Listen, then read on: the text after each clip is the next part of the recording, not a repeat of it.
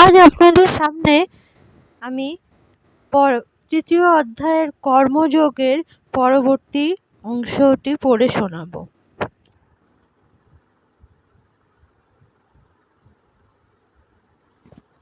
কর্ম না হি সংসিদ্ধিম অস্থিতা জনকাদায় লোক সংগ্রহম এব অপি সংপশ্যন কর্তুম অর্হসি।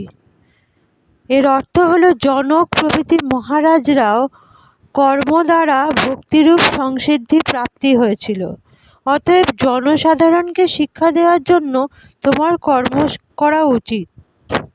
যত যত আচরতি শ্রেষ্ঠ তত তত এব ইতর জন স যত প্রমাণম কুরুতে লোকঃ তত অনুবর্ততে।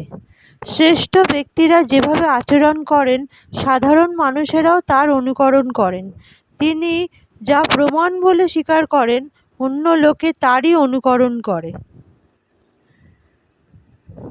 ন মে পার্থ অস্তি কর্তব্যম ত্রিষু লোকেষু কিঞ্চন ন অনব্যক্তম অব্যক্তম ব্যাম বর্ত এব চ কর্মণি।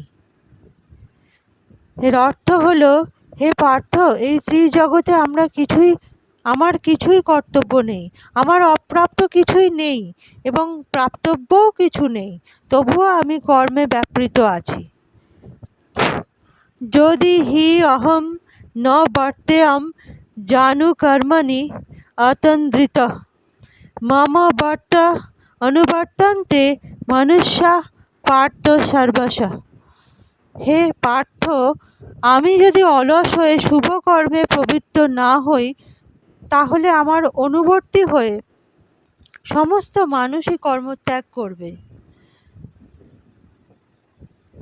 উতসি দেশ দেয়ু ইমে লোকাঃ নু কুর্যাম কম চেত অহম শঙ্করস্য চ কর্তা স্যাম উপহন্নম ইমে প্রজা।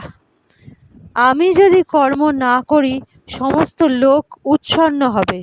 আমি বর্ণসংকর আদি সামাজিক বিশৃঙ্খলার কারণ হব এবং তার ফলে সমস্ত প্রজা বিনষ্ট হবে।